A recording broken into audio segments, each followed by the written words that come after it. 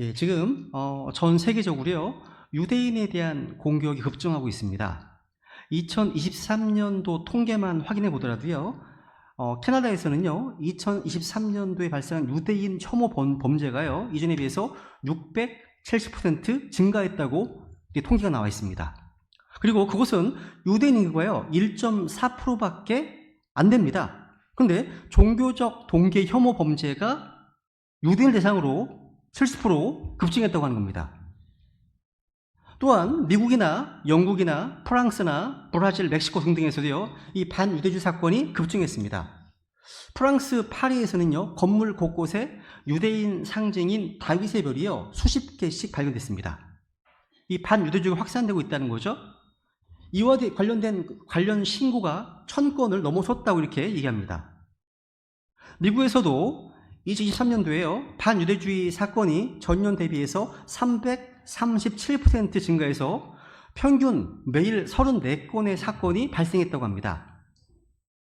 또한 영국이나 독일에서도요, 유대인에 대한 폭력 사건이 현저히 증가했다고 하죠. 그러니까 전 세계적으로 반유대주의 이런 어떤 사상이 증가하고 있다는 상황이 아주 우려된다고 지적합니다. 근데 우리는요, 이러한 반유대주의, 이 반유대주의 확산이요, 성경의 예언에 따라서 유럽과 미국에 있는 유대인들이 자신의 나라로, 자신의 땅으로 돌아가는 계기가 될 것임을 알고 있습니다. 성경 예언되어 있는 거거든요. 저는 오늘 하만의 반유대주의 음모라는 제목으로 하나님의 말씀을 전하겠습니다. 오늘 본문에 보시면요, 하만이라는 사람이 하나님의 백성 이스라엘 민족 전체를 진멸하기 위해서 여러 음모를 꾸미는 모습을 보게 됩니다. 여기서도 이제 반유대주의의 모습을 보게 되죠. 폴 존슨이라는 분이 쓰신 유대인의 역사라는 책이 있습니다.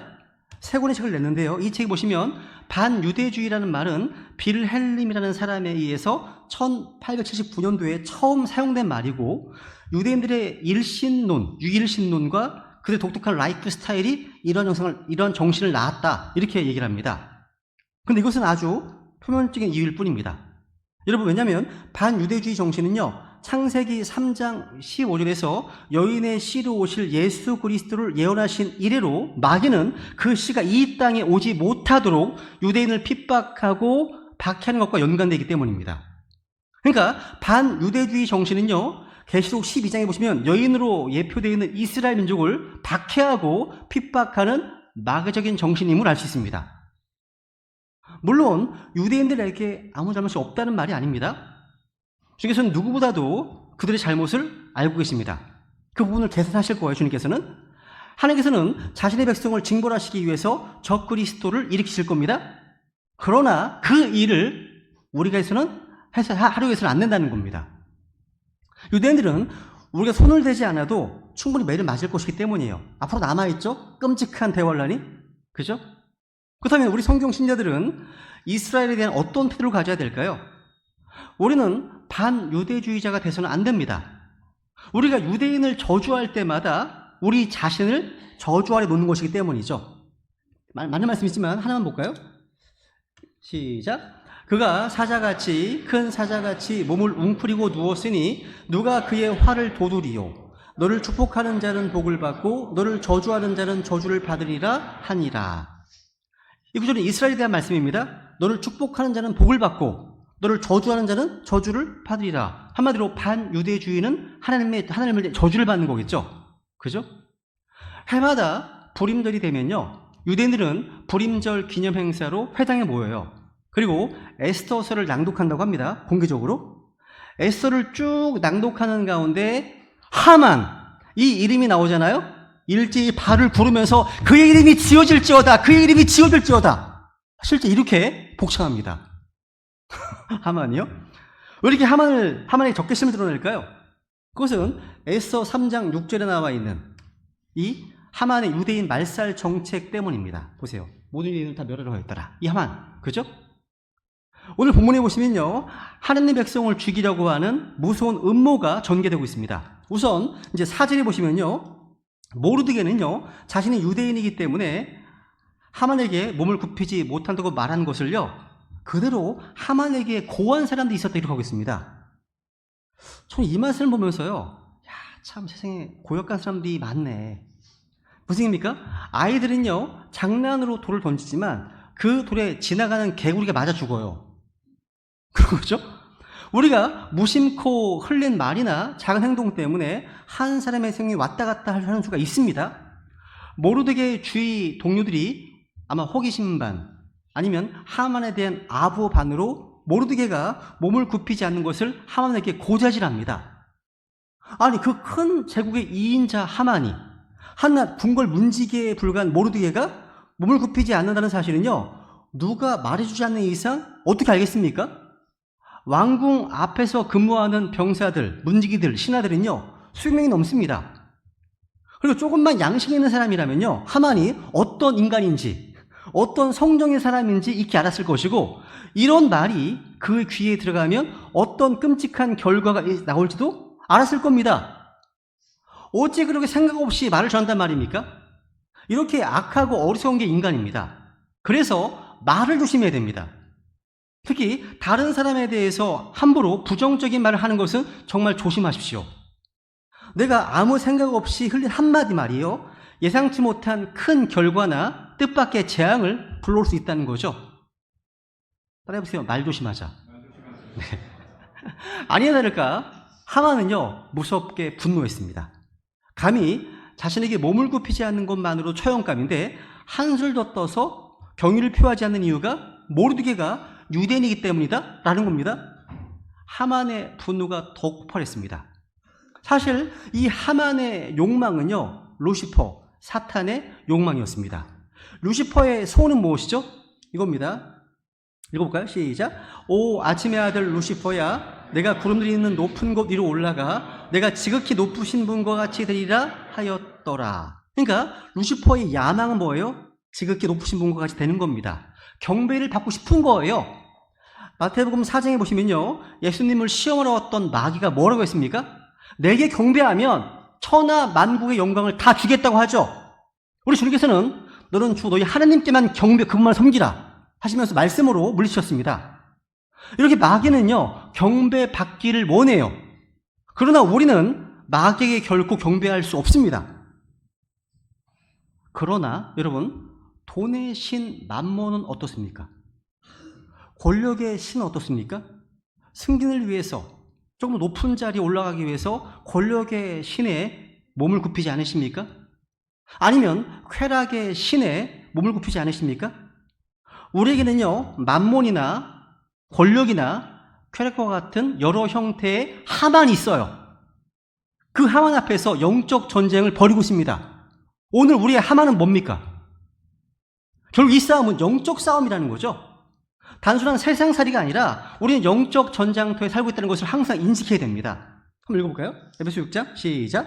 너희가 마귀의 관계들을 대적하여 설 수 있도록 하나님의 전신갑주를 입으라. 우리는 살과 피와 맞붙어 싸우지 아니하고 권력들과 권능들과 이 세상 어둠의 치리자들과 높은 처소들에 있는 영적 사악함과 맞붙어 싸우니라.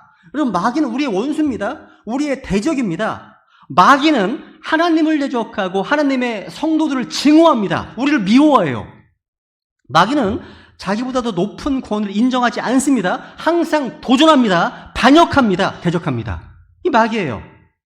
근데 오늘날 이 시대는요, 그 마귀의 영이 정치, 경제, 사회, 문화, 교육 등등 모든 면에서 충만해 있습니다. 그래서 권위에 저항합니다. 권위에 반역합니다. 불순종한다는 일이 비일비재하다는 거죠. 가정에서 아이들은 부모의 권위에 저항합니다. 학교에 가면 학생들이 공공연하게 선생님의 권위에 도전하고 대적합니다. 아니, 어떤 영상에 보니까요, 아이가 수업 시간에 선생님이 수업을 하고 있어요. 근데 혼자 책상 위에서 막 뛰어다니고 있어요, 막. 죄질 하나네요? 와, 제가 화가 나요. 그러고 보면 제가 화가 납니다. 국민들은, 저도 이런 책임이 있는데, 국민들은요, 위에 있는 권력자들을 비방하고 욕하는 것을 전혀 두려워하지 않습니다. 저도 그런 모습이 있음을 고백합니다. 정치인들에 대해서 분노하기도 하고 내 마음에 안 드는 대통령이나 위정자들을 비난한 적도 많았습니다. 이것은 로마서 13장에 의하면 제가 하나님께서 정하시는 권력에 대적하는 것임을 제가 알게 되었고 회개했습니다. 우리 회개해야 됩니다.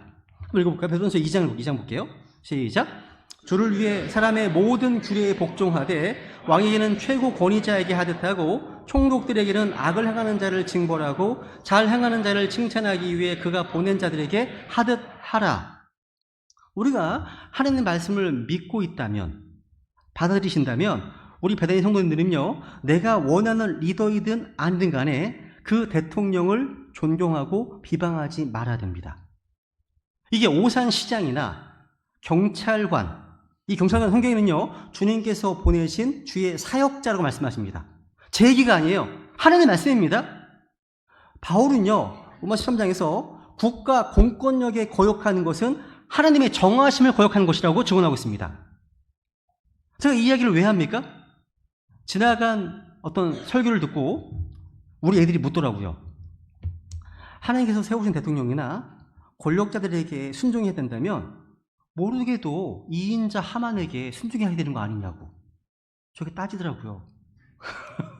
그래서 설교를 잘 들었네, 얘네들이. 잘 들었군. 여기에 권위의 충돌이 있는 겁니다. 초대교회를 기억해 보세요. 유대 땅에서 예수님의 부활을 전하는 것이 불법이 되었을 때, 예수님의 이름으로 말하는 것이 금지되었을 때 사도들이 이렇게 증언했죠. 한번 읽어볼까요? 시작. 그때 베드로와 다른 사도들이 응답하여 이르되 우리가 사람들에게 순종하기보다 오히려 하나님께 순종해야만 하느니라 하면서 계속해서 예수님의 부활을 선포했습니다. 그죠? 왜 권력에 순종하지 않았습니까? 더 높은 권력자이신, 궁극적인 권력자이신 하나님께 복종하기 위해서라는 거죠. 만약 눈앞에 보이는 권력자에게 복종하는 것이 궁극적으로 하나님의 말씀에 명백한 위반이 될 경우에는 우리는 그걸 거절해야 됩니다. 다니엘의 세 친구 사드락, 메삭, 아벤노고를 보세요. 느부갓네살 왕은요, 자기가 세운 금 신상 앞에 경배할 것을 강요했죠. 이건 순종할 수 없었기 때문에 이들은 풀물 속에 들어갈 각오를 하고 왕의 명령을 거절했습니다. 왜요? 더 높은 권위에 순종하기 위해서입니다. 오성편을 거부한 거예요. 모르게 또한 하나님께서 허락하신 아하수에로 왕이나 위에 있는 권력들에게 순종해야 합니다. 근데 그 권력이 하나님께로부터 온 것이라 하더라도 하나님께서 아말렉을 진멸하는 말씀의 권위에서 충돌할 때는 더 높은 권위에 순종해야 한다는 거죠. 그렇게 이해하시면 됩니다. 모르게 그렇게 반응한 거예요. 오늘 본문 5절 6절 보세요 한번. 시작. 모르드게가 몸을 굽히지 아니하고 자기에게 경의를 표하지도 아니함을 하만이 보고 그때 심히 진노하였으며 그들이 모르드게의 백성을 하만에게 알려주었으므로 그가 모르드게에게만 손을 대는 것을 수치로 여기고 아하수에로의 전 왕국에 두루 퍼져 있는 모든 유대인 곧 모르드게의 백성을 멸하러 하였더라. 그리고 사탄의 소원은 우리에게 경배를 받는 거예요. 근데 우리는 안 합니다. 그러니까 사탄은요, 자기에게 경배하지 않는 우리를 보면 화가 날 거예요. 분노할 겁니다. 그러니까 우리를 이렇게 저렇게 건드려 보는 거예요. 이게 사탄의 공격입니다. 이 본문에 나온 사건은요, 사실 이스라엘 땅에서 가까운 미래에 일어날 사건의 리허설입니다. 하만은요, 미래에 등장할 적그리스도의 예표입니다. 차이가 하나 있다면요, 적그리스도가 권세를 잡게 되면 자신이 계획한 일들을 실제 실행할 겁니다. 실행할 거예요. 지금까지는 예고편에 불과합니다. 적그리스도는요, 유대인 학살, 유대인 멸절이라고 하는 하만이나 히틀러가 실패했던 일을 거의 성공할 겁니다. 적그리스도는 모든 유대인을 소수의 남은 자를 제외하고 다 멸절시킬 겁니다. 여러분, 제가 말씀드린 것처럼요, 하나님의 백성 유대인을 다 죽이려고 하는 욕망은 사탄적인 겁니다. 이것은 하만이 적그리스도의 모형임을 의미하죠. 모르드게는 더 높은 권위신 하나님 말씀에 순종하고자 왕의 명령을 거역하고 하만에게 몸을 굽히지 않았습니다. 이로 해서 하만은 분노했죠. 하만은 자기에게 몸을 굽히지 않는 모르드게에게 아주 예민한 반응을 보입니다. 그래서 여러분, 에스더 3장을 읽어보시면 여기서 우리는 하만의 교만을 분명히 볼 수 있어요. 읽어보면 제가 오늘 본문 말씀을 계속 읽으면서 깨닫게 된 것이 있습니다. 교만은요, 절대 감출 수 없다는 겁니다. 보통 겉으로 드러나는 증상이 있고요, 감춰 증상이 있어요. 근데 교만은 절대 감출 수가 없다는 겁니다. 제가 어떤 에피소드를 하나 읽었는데요. 보통 이제 사춘기가 되잖아요. 그러면 많은 청소년들이 짝사랑을 경험하면서 굉장히 센티멘탈해지고 감수성이 풍부해지기 마련입니다. 이 시기에 어떤 좋은 시와 명언을 찾으면서 자신의 감정을 표현하고자 한다는 거예요. 근데 때는 바야흐로 1980년대입니다. 1980년대 어떤 중학생 아이가요, 누군가를 짝사랑하게 되었습니다. 너무 짝사랑, 혼자만 끙끙 앓고 있는 겁니다. 이 친구가 마음에 꽂히는 명언 하나 발견했습니다. 기침하고 사랑은 감출 수 없다. 본인에게 마음에 꽂혔어. 그 너무나 막 와닿아가지고 정말 감출 수 없는 게 사랑이구나. 그래가지고 자기 짝사랑하던 여학생에게 가서 용기를 내서 아카시아 껌을 사가지고 짝사랑하던 여학생한테 이제 건네주면서 기침과 사랑은 감출 수가 없대 라고 고백했다는 거예요. 실제예요. 책에 나오는 얘기예요. 읽어드리는 겁니다. 야, 지금 중고등 친구들 보면 되게 유치해 보이지 않아요? 그죠? 유치할 겁니다. 이 에피소드는요, 사춘기 시절 순수한 사랑이 아주 자연스럽게 드러나는 모습을 보여줍니다. 근데 제가 하만의 교만을 말씀을 드리면서 그 사랑과 기침은 감출 수 없다, 글이 왜 떠오르는지 아십니까? 여러분, 사랑도 감출 수 없고 기침도 감출 수 없습니다. 근데 하나 더 있어요. 하나 더 있습니다. 그게 뭐라는 거예요? 교만도 못 감춥니다. 교만도요? 아무리 애를 써도 그 안에 교만도 감춰지지 않습니다. 사랑이든 기침이든 교만이든 간에 우리 마음속 깊이 자리 잡고 있는 것은 곁으로 드러나게 된다는 거죠. 제 성경에서 다른 증거를 한번 또 제시해 볼게요. 다니엘서 4장에 보세요. 23절인데요. 시작. 끝에 그가 바벨론 왕국의 궁궐에서 거닐더니 그때 왕이 말하여 이르되 이 큰 바벨론은 내가 내 권능의 강력으로 건설하여 왕국의 집으로 삼고 내 위엄의 존귀로 삼은 것이 아니냐 하매. 지금 바벨론 느부갓네살 왕이 아주 대놓고 교만한 모습이 나오지 않습니까? 야, 내가 내 권능의 강력으로 건설했다, 내 위엄의 존귀로 삼은 것이 아니냐. 야, 이거 대놓고 교만한 거죠. 그죠? 감추는 게 없습니다. 없습니다. 그래서 보면 내가, 내 권능, 내 위엄, 내가 반복돼 나옵니다. 근데 여러분, 이것과는 조금 다르지만 굉장히 잘 감춰요. 감추면서 또 드러내는 사람이 나옵니다. 교만하다가 망해버린 사울 왕인데요. 한번 내용 보세요. 한번 315장입니다. 읽어볼까요? 시작. 사무엘이 이르되 내가 죄를 지었나이다. 내가 백성을 두려워하고 그들의 음성에 순종하였으므로 주의 명령과 당신의 말씀들을 범하였나이다. 그러므로 이제 원하건대 내 죄를 용서하시고 나와 함께 다시 돌아와서 내가 주께 경배하게 하소서 하매. 와, 여기 지금 사울왕에 보시면요, 내가 죄를 지었는다, 내가 내 죄를 용서하시고 내가 주께 경배하소서. 지금 사울왕의 내가, 이 내가는 느부갓네살 왕의 내가와는 차원이 다른 얘기죠. 그죠? 여기서 사울의 내가는 겸손한 내가예요. 죄 용서를 고백하는, 회개를 고백하는 내가입니다. 그죠? 용서하는 게 고백하는 내가입니다. 지금 엄청나게 겸손을 가장해 보이지 않습니까? 그 말씀드렸죠. 기침과 사랑은 또 교만은 감출 수 없다고요. 어디서 발각됐는지 아십니까? 그 다음부터 30절 시작. 그때 그가 이르되 내가 죄를 지었을지라도 원하건대 이제 내 백성의 장로들 앞과 이스라엘 앞에서 나를 존중히 여기사 나와 함께 되돌아가서 내가 주 당신의 하나님께 경배하게 하소서 하므로. 제가 이거 보면서요, 느부갓네살이 훨씬 더 낫다. 훨씬 더 순수하다. 그리고 사울왕은요, 이 교만의 문제 때문에 망한 사람인데요, 이게 왜 두려운지 아세요? 저를 보니까. 또 여기 대부분의 교양이 있는 분들이 좀 있으시잖아요. 다 대부분 느부갓네살과는 아니에요. 사울과예요. 저도 마찬가지예요.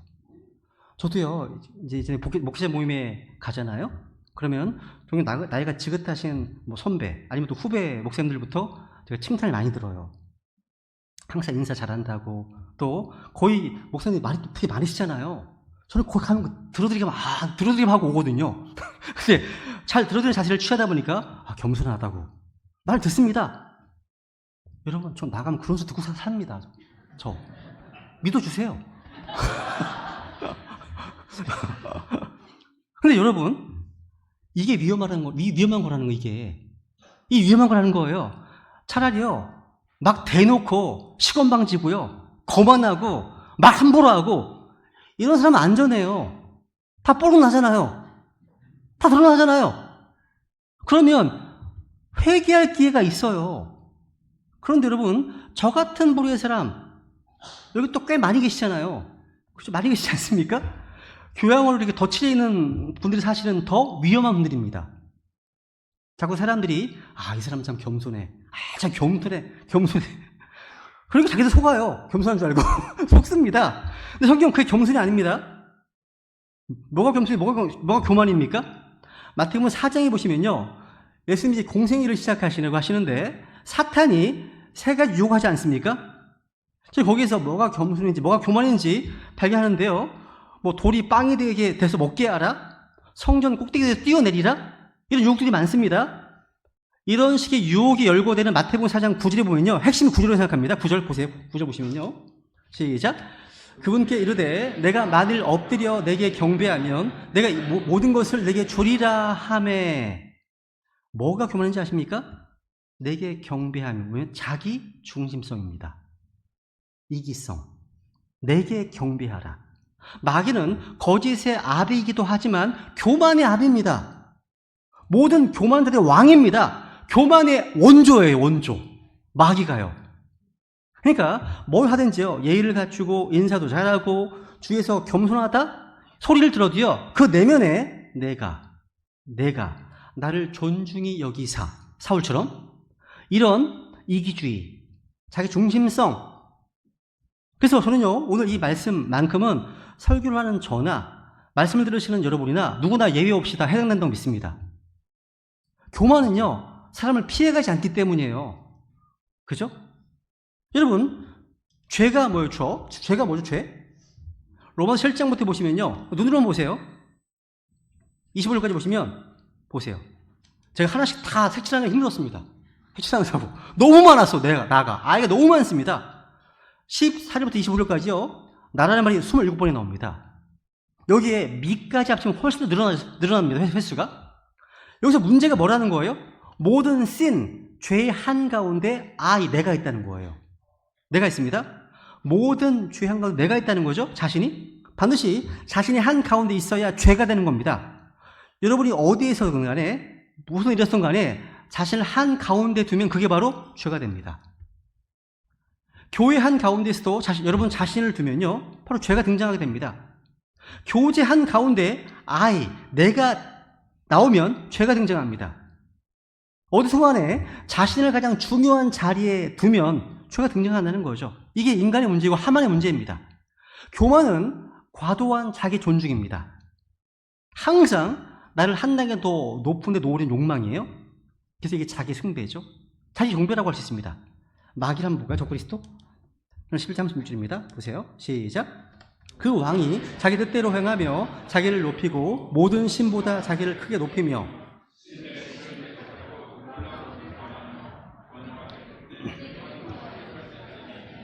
이는 작정된 그것이 이루어질 것이기 때문이라 되어 있습니다. 마귀는 언제나 그러다시요, 자기를 높이는 존재입니다. 자기를 높이고 자기를 크게 하고 자기 뜻대로 행하는 자가 마귀입니다. 이게 교만의 핵심이라는 거죠. 그죠? 오늘 본문에 보시면요, 교만이 하늘을 치는 하만이요, 그냥 화만 내고 끝내는 것이 아니었습니다. 이렇게 시작된 분노가 어디로 이어집니까? 6절에 보니까요, 점점 더 일이 커지고 있습니다. 모든 유대인을 다 죽이겠다고 결심했습니다. 여기서 뭘 느낄 수 있죠? 하만의 분노는요, 모르드게가 자신을 무시했다고, 자기의 경의를 표하지 않았다는 모습에 화가 난 것에서 시작했죠. 이렇게 시작한 하만의 분노가 어떻게 됩니까? 점점 끝간데 없이 커지더니 파괴적으로 폭발하고 말았습니다. 감정의 통제가 점점 안 되고 있습니다. 여러분, 하나님이 없는 인생의 특징 중 하나가 뭡니까? 감정의 통제가 잘 안 된다는 거예요. 누구나 살다 보면요, 인간관계에 있어 기분 나쁠 때도 있죠. 화날 때도 있습니다. 하나님과 허용하십니다. 또 중요한 것은요, 분노의 감정이 일어날 때 그 내면에 하나님이 주인인 인생이라면 그 감정을 적절히 통제할 수 있어야 됩니다. 그죠? 보세요. 읽어볼까요? 시작. 너희는 화를 내도 죄는 짓지 말며 해가 지도록 진노하지 말고 마귀에게 틈을 주지 말라. 주님께서는요, 화를 내시는 건 허락하십니다. 근데 해가 지도록 진노하지 말라고 말씀하십니다. 이게 뭘 의미하죠? 자기 감정을 통제하고 다스리라는 거죠. 그리고 그 과정에서 마귀에게 틈을 주지 말라는 겁니다. 다른 말로 해서 자기의 감정이요, 마귀가 아니라 하나님에 의해서 통제되도록 하라는 거죠. 그동안 제가 사역하면서요, 말씀의 사역자들 가운데 또 교회 안에 믿음이 좋다는 성도님들 중에 이것이 안 되는 분들이 의외로 너무 많더군요. 신실한 형제, 자매라고 하는데 그분의 행동에서 저 자신의 감정 통제가 안 되는 모습을 보게 됩니다. 여러분, 교회에서 얼마나 열심히 내느냐, 중요합니다. 그보다 더 중요한 게 뭡니까? 그가 하나님의 말씀의 영향력 아래에 있느냐. 하나님의 영향력 아래에 있는 사람은요, 하나님께서 그 감정을 통제해 주시기 때문에 설령 분노가 일어날지라도 감정을 조절할 수 있습니다. 사람이 당연히 화가 날 수 있죠. 화나야 정상이죠. 근데 화가 날 때 무조건 화를 억제하는 게 좋은 건 아닙니다. 화를 잘 내는 게 중요합니다. 잘 내는 거. 화가 날 때요, 나의 감정을 하나님께서 통제해 주시도록 하나님께 주도권을 내어 맡기는 게 중요해요. 우리가 진짜 하나님을 주인으로 모시고 산다면 자신의 감정을 주님께서 다스리시도록 내어 맡기는 게 당연한 거 아니겠습니까? 이게 왜 중요하죠? 빌립서 2장에 보세요. 2장 시작. 아무 일도 다툼이나 허영심으로 하지 말고 겸손한 생각으로 각각 자기보다 남을 더 낮게 여기며 각 사람이 자기 일들만 돌아보지 말고 각 사람이 남의 일들도 돌아보라. 여기서 바울은요, 내가 최고야 라면서 교만의 극치를 보여줬던 하만의 행동과 정반대 얘기를 하고 있습니다. 바울은요, 겸손한 생각으로 각각 자기보다 남을 더 낮게 여기라고 말하면서 겸손을 강조하죠. 그러면서 이걸 실행할 수 있는 구체적인 대안을 제시합니다. 읽어볼까요? 시작. 너희 안에 이 생각을 품으라. 그것은 그리스도 예수님 안에도 있었던 생각이니라. 그러니까 여러분, 나보다 남을 낮게 여기는 것은요, 죄성을 가진 우리의 성품이 아닙니다. 이건 예수님의 성품입니다. 크리스찬들이요, 감정 통제가 안 되고 혈기를 막 부리고 교만하면 안 되는 이유가 뭡니까? 그것은 그 마음에 예수님을 주님을 모시지 않고 있다는 증거이기 때문입니다. 그것은요, 이것 때문에 교만이 위험한 거예요. 우리가 예수님의 생각을 품는다면 교만과 거리가 먼 태도를 보여준다는 거죠.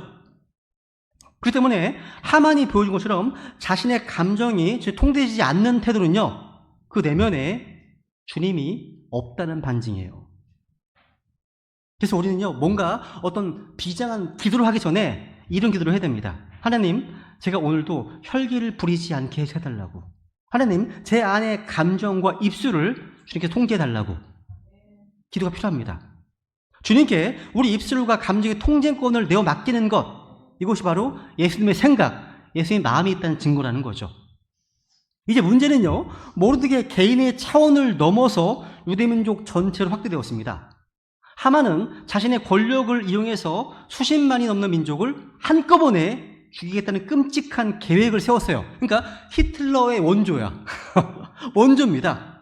당시 찾아보니까요, 페르시아 제국 내에 흩어져 살고 있었던 유대인의 숫자가 400만 명이었다고 합니다.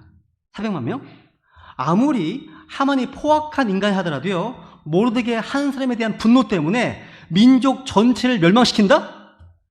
이걸 한 개인이 할 수 있다? 생각하기 어렵습니다. 무슨 얘기냐면요, 모르드게가 자기의 영적 뿌리를 알고 있었다면 하만도 마찬가지였을 겁니다. 하만도요. 아마도 아말렉 족속의 왕손인 하만은 평소에 유대민족을 향한 적개심을 오래 품어왔을 겁니다. 분명해요. 그러니까 모르드게 사건은요, 그 도화선에 불을 당긴 것뿐이에요. 하만의 마음속에는요, 하나님의 백성을 몰살시키려고 하는 마귀의 역사가 있었음이 분명합니다. 그 옛날 마귀는요, 모세를 죽이려고 이집트에 사는 모든 히브리 남자 아기들을 다 죽이라고 하는 파라오의 명령 뒤에서 역사했죠.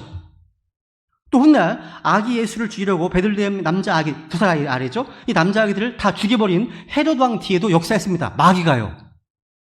오늘날도 마귀는요, 하나님의 자녀들을 공격하기 위해서 수단 방법을 가리지 않습니다. 왜 그렇죠? 하나님의 자녀들은 반드시 훗날 마귀와 영적 전쟁을 수행하게 될 그리스도의 군사들이 되기 때문입니다. 우리는 영적으로 깨어 있었어요. 우리 자녀들을 마귀의 공격으로부터 지켜야 한다는 거죠. 이렇게요, 하만이요, 이제 유대 민족을 또 이제 말살하기 위한 계획을 세우는데 이제 의미하는 내용이 나옵니다. 유대인 학살 계획을 구체화하는 하만이요, 마지막으로 왕의 허락을 얻어냅니다. 아무리 2인자라 하더라도요, 한 민족을 멸망시킨다? 너무나 큰 일이기 때문에 왕의 허락이 필요했습니다. 근데 이 교활한 하만은요, 왕 앞에 가서 아주 능수능란하게 유대인들을 음해합니다. 8절 보세요. 8절 시작. 하만이 아하수르 왕에게 이르되 왕이 왕국의 모든 지방에서 백성들 가운데 널리 흩어져서 퍼져있는 어떤 한 백성이 있는데 그들의 법들은 모든 백성들의 법과 다르고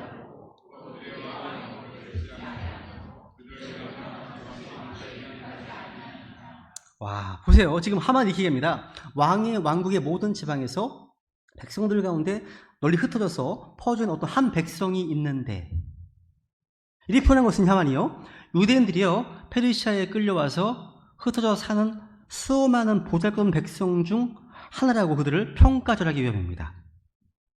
그런데 유대인들은요 이런 보잘것없는 민족이 아니었죠.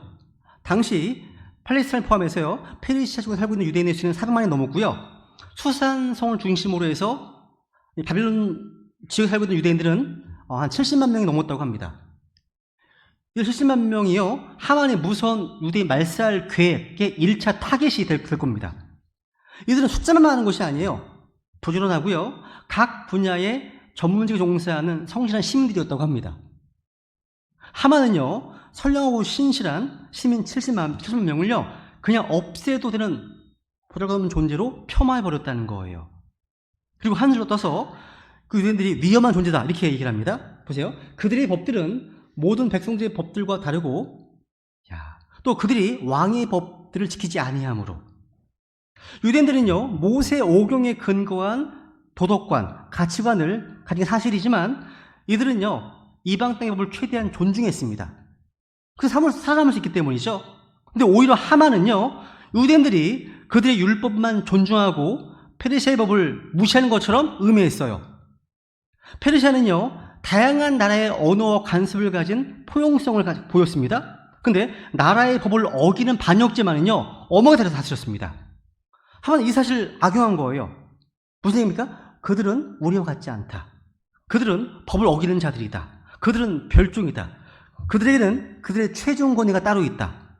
아하수르 왕 당신이 아니라 누굽니까? 왕들의 왕이신 하나님이라는 얘기예요. 그렇게 음해하는 겁니다. 여러분, 어느 시대건 간에요 하나님의 사람들을 음해하는 이런 고소를 항상 받게 됩니다. 그러니까 결론적으로 하만은요 그들을 용납하는 것이 왕께 유익하지 아니하니이다 이렇게 얘기를 합니다. 아니, 세계 제국 페르시아만에는요 비교적 관대한 포용 정책을 썼습니다. 그런데 유대인들의 경우는 그런 포용을 베푸는 것이 왕에게 유익하지 않다는 말로 음해하고 있습니다. 같은 말이라도요 다르고 다른 겁니다. 하만은 진실을 왜곡하고요 유대인들을 모함했습니다. 생각해 보세요. 그 나라의 2인자라면 유대인 또한 자신이 품어야 될 페르시아 제국의 백성인데 어찌 이럴 수 있습니까?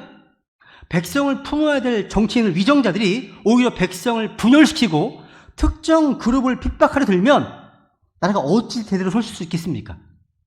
그렇게 권력을 남용하잖아요. 반드시 나중에 자기의 칼이 되돌아올 것입니다. 그 내용이 뒤에 나오죠. 이제 하만의 교활함이 드러나는 것은 이제 그 다음부터예요. 하만은요 왕이 미처 자신의 청원을 숙고하기도 전에 은 1만 달란트라는 막대한 돈을 왕의 보고에 들어놓겠다고 제의합니다. 한번 보세요. 한번 9절 시작. 만일 왕께서 기쁘게 여기시거든 문서를 쓰셔서 그들을 멸하게 하소서. 그러면 내가 그 일에 책무를 맡은 자들의 손에 은 1만 달란트를 지급하고 그것을 왕의 보고들에 들여놓으리다 하매. 와, 은 1만 달란트는요 페르시아 국가, 그 나라 1년 총 수입의 3분의 2에 달하는 엄청난 돈입니다. 요즘 돈으로 말하면 수십억 달러가 넘는다고 합니다. 당시 페르시아는요 그리스와 큰 전쟁을 치고 난 뒤에 국고가 거의 바닥이 날 정도로요 힘든 상황이었습니다. 교활한 하만은 이런 상황까지 계산을 하고 그 엄청난 뇌물을 약속합니다. 왕이만 움직이려고 하는 겁니다, 지금요. 자, 머리가 비상해요. 비상합니다. 그래서 하만은요, 도대체 은 1만 달란트를 어디서 마련한 심산이었을까요? 하만은 부자이긴 했지만요, 그 정도는 아니었어요. 바로 수산성 유대인 70만 명을 몰살시킨 뒤에 그들 재산을 다 몰수해서 돈을 왕에게 바칠 생각이었습니다. 그거예요. 이게 역사에 나오죠? 2차 세계대전 당시에요, 히틀러 유대인들을 다 잡아들인 이유 중 하나가 뭡니까? 유대인이 가진 막대한 재산을 갖기 위해서였습니다. 역사는 반복되는 겁니다. 하만은요, 죄 없는 유대인들을 음해하고 죽이는 것도 모자라서요, 그 재산까지도 다 강탈하려고 했다는 겁니다. 마귀는 이렇게 해요. 하나님의 백성들을 음해하고 생명을 빼앗고 가진 것마저 다 탈취해가는 강도가 존재합니다.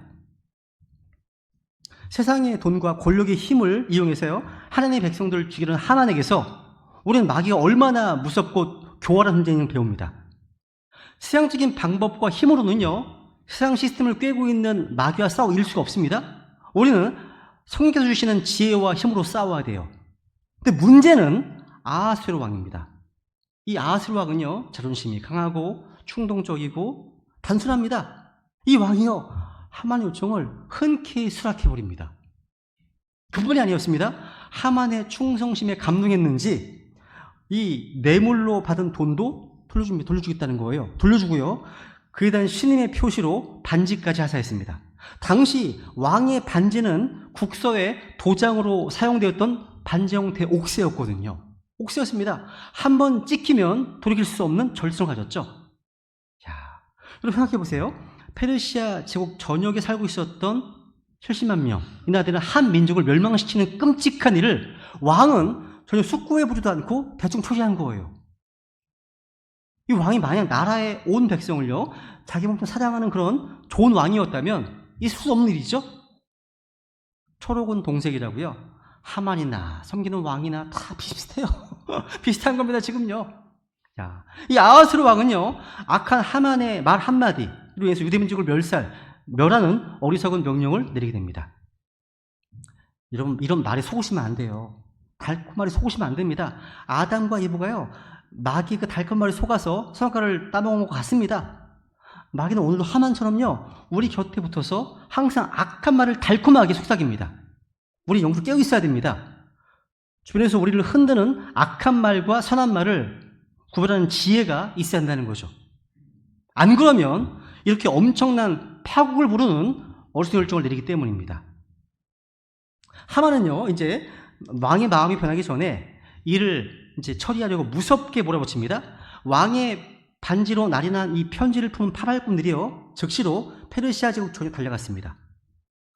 오늘 이제 오후에 광화문 중심으로 해서 100만 명이나 되는 기독교인들이 이제 포괄적 차별금지법을 반대하는 집회를 위해서 모인다고 하잖아요. 그죠? 왜 법을 제정하기 전에 그런 집회를 가지고 있습니까? 법이 한번 제정되면 그 법을 변경하거나 취소하는 것이 상당히 복잡하고 어렵기 때문이죠. 그죠? 악법이 제정돼서 공권력이 악한 마음을 품고 움직이잖아요.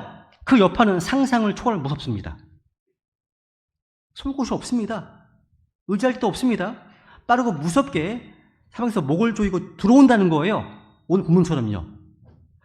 일이 이렇게 빠르게 진행된 것은요, 배후에 보이지 않는 어둠의 세력이 역사하고 있기 때문입니다. 처음부터 지금까지 악한 세력은요, 이 사탄은요, 항상 세상의 권세를 움직여서 하나님의 백성들을 지력에 핍박해 왔습니다. 이제 하나님의 백성들의 운명은 거의 끝난 것 같았습니다. 평화롭던 수산이란 도시에 무서운 피바람이 몰려오고 있었습니다. 한번 15절 보고 15절. 마지막 구절입니다. 시작. 파발꾼들이 왕의 명령에 따라 신속히 움직여 나가매 그 칙령이 수산국에도 전달되니라. 왕과 하만은 마시려고 앉았으나 수산시는 혼란에 빠지니라. 수산시는 혼란에 빠지니라. 이 말은요, 한 민족을 한날 한시에 진멸시켜버리라는 왕의 칙령을 받아든 관리들이요, 충격을 받고 혼란스러웠다는 말이에요.